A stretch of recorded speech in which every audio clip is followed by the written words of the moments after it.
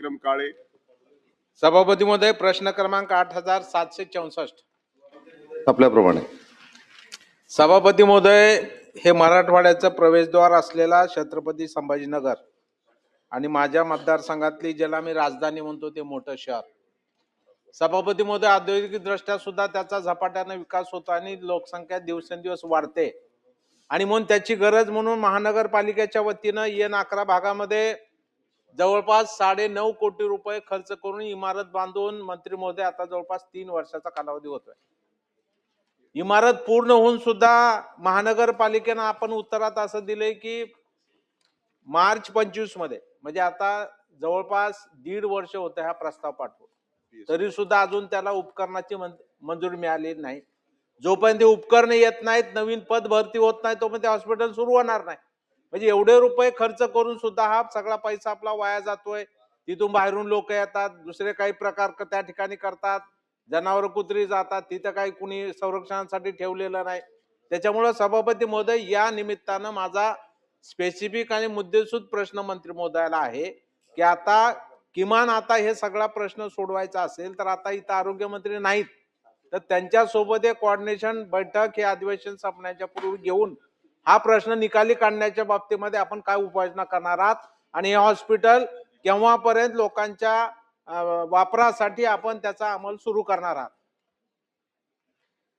सभापती महोदय, छत्रपती संभाजीनगर मधलं हे जे काम हुडकोचं आहे ते स्मार्ट सिटी मधलं काम आहे आणि सन्मान्य सदस्यांनी जे सांगितले की तो प्रस्ताव 1.5 वर्षापूर्वी जो शासनाकडे आलेला आहे, तो प्रस्ताव शासनाकडे आल्यानंतर शासनानं देखील महानगरपालिकेला असं कळवलेलं आहे की हा प्रस्ताव स्मार्ट सिटीचा असल्यामुळं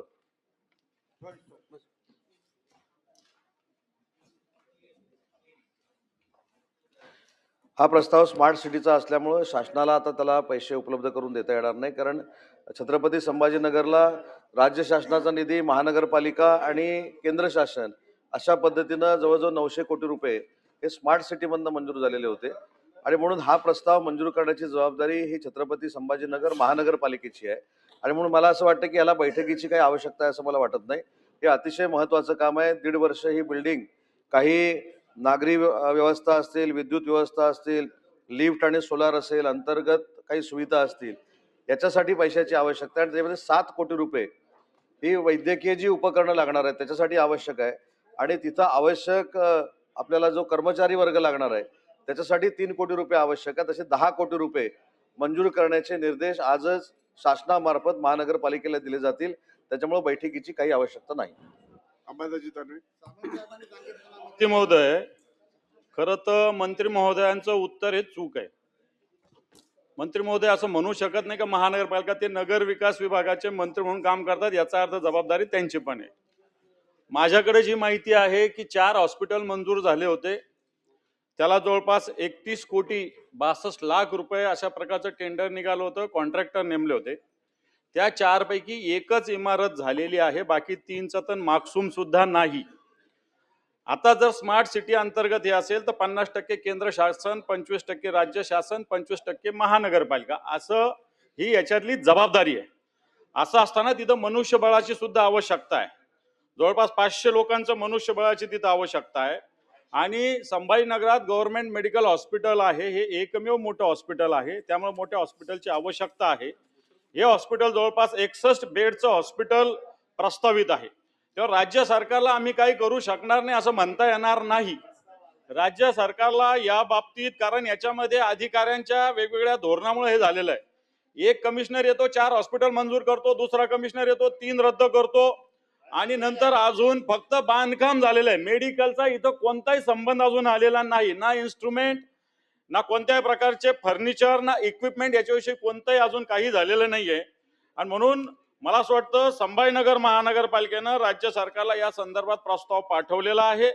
राज्य सरकारला हात वरती करून घेता येणार नाही. राज्य सरकारला याच्यासाठी निधी द्यावा लागेल, कारण हा आरोग्याचा प्रश्न, याच्यात इन्स्ट्रुमेंट असेल, इक्विपमेंट असेल, फर्निचर असेल आणि या सगळ्या विषयासाठी राज्य सरकारने 10 कोटी रुपयाचा प्रस्ताव राज्य सरकारकडे महानगरपालिकेने पाठवलेला आहे. मला वाटतं ही राज्य सरकारची जबाबदारी आहे. नगर विकास मंत्री म्हणून जर माननीय मंत्री महोदय उत्तर देत असेल तर महानगरपालिकेकडे हा विषय टोलवता येणार नाही. हे कधी हॉस्पिटल होणार याचा मला असं वाटतं आपल्या मार्फत माझा त्यांना प्रश्न आहे. मंत्री महोदय. सभापती महोदय, मगाशच्या माझ्या उत्तराचं रेकॉर्ड जर काढून बघितलं तर मी नगर विकास खात्यानं पैसे देणार नाही किंवा शासन पैसे देणार नाही असं कुठेही त्याचा उल्लेख केलेला नाही. त्याच्यामुळं नगर विकास खात्याची जबाबदारी बाजूला करतो याच्यातला अजिबात भाग नाही. 10 कोटी रुपये जर आपण 25 आणि 50% कॉन्ट्रीब्युशनमध्ये ही स्मार्ट सिटीची योजना राबवतो तर ह्या स्मार्ट सिटीमधनं हे एकमेव संभाजीनगरचं हे हॉस्पिटल आहे आणि ते 61 खाटांचं नाही तर ते 62 खाटांचं हॉस्पिटल आहे. आणि मी मगाशी हेच सांगितलं की बैठक घ्यायची आवश्यकताच नाही. स्मार्ट सिटीच्या बाबतीमध्ये एकच जे हॉस्पिटल छत्रपती संभाजीनगरला आहे त्याला रिएम्बर्स कसे पैसे करून द्यायचे महानगरपालिकेला ते शासन ठरवेल. पण आजची जी प्रायोरिटी आहे ते 10 कोटी रुपये मंजूर झाले पाहिजेत आणि म्हणून मी सांगितलं की शासन म्हणूनच महानगरपालिकेला निर्देश दिले जातील की तातडीने 10 कोटी रुपये उपलब्ध करून द्यावे. चित्राताई वाघ. धन्यवाद सभापती महोदय. विषय संभाजीनगरला नवीन रुग्णालय उभारणीबाबतचा आहे. तसाच एक विषय वसई विरारचा आहे. वाढती लोकसंख्या आणि बघता आज त्या ठिकाणी मुंबईकडे संभाजीनगरचा सभापती महोदय विषय तोच आहे. रुग्णालय उभारणीचाच विषय आहे. तिथे लोक मरतायत. मंत्र्यांचा अभ्यास नाही त्या गोष्टीचा. नाही असू देत ना, पण ते बैठक तर लावतील. प्रश्न तर कानावर जाऊ दे. किमान प्रश्न तर कानावर जाऊ.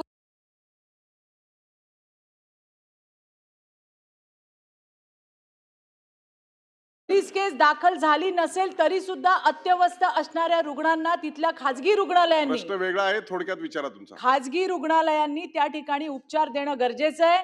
या वसई विरारमध्ये 4 वर्षाच्या एका मुलाला उपचार नाकारण्यात आला आणि त्याच्यामुळे उल्लंघन झालेलं आहे. माझे 2 प्रश्न आहेत की वसई विरारला सुद्धा आचोळ्याला जे प्रस्तावित रुग्णालय आहे ते कधी होणार आहे.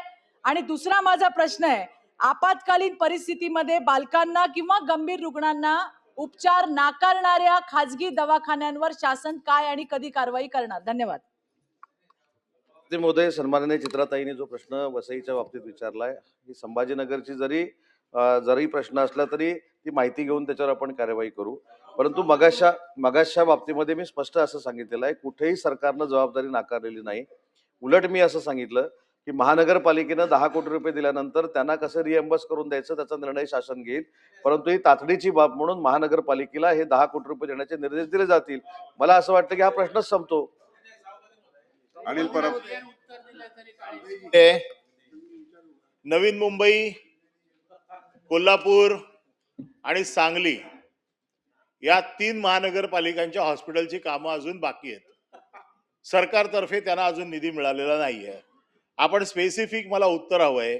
या 3 महानगरपालिकांच्या जो निधीच्या कमतरतेमुळे जे बांधकाम अर्धवट राहिलेलं आहे, उपकरणं मिळत नाहीयेत, फर्निचर पूर्ण अजून दिलेलं नाहीये, या संदर्भातली चौकशी करून आपण हे सगळे पैसे हे अधिवेशन संपायच्या आत देणार का? अजून स्कोपच्या बाहेरचा असल्यामुळे माहिती घेऊन सांगण्यात येईल.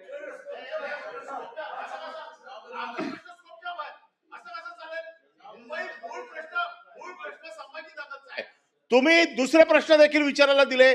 जर त्या प्रश्नाची उत्तरं मिळतात तर माझ्या प्रश्नाचं पण उत्तर मिळालं पाहिजे. मग माझा प्रश्न स्कोपच्या बाहेर होऊ शकत नाही. सभापती महोदय माझा प्रश्न स्कोपच्या बाहेर होऊ शकत नाही. उत्तर एकच आहे की माहिती घेऊन सांगण्यात येईल. त्याच्यामुळे नाही, सभापती महोदय माझा प्रश्न स्कोपच्या बाहेरचा नाहीये. माझा प्रश्न मुंबई महानगरपालिकांच्या संदर्भातलाच आहे. कळलं? सभापती महोदय असं कसं चालेल? पुढे जाऊया. मंत्री महोदयांनी उत्तर दिले.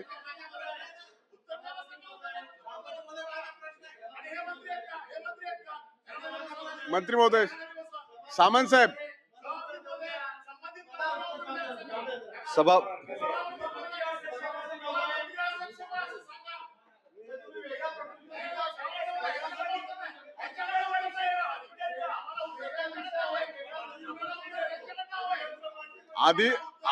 अधिवेशनाचा दुसराच दिवस आहे.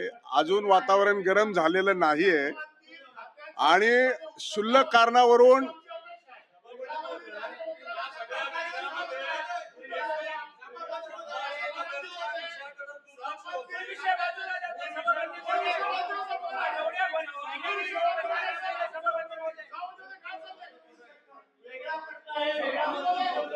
सभापती महोदय नाही सभापती महोदय, अंबादास दानवे साहेबांनी जो मुद्दा मांडला तो बरोबर आहे.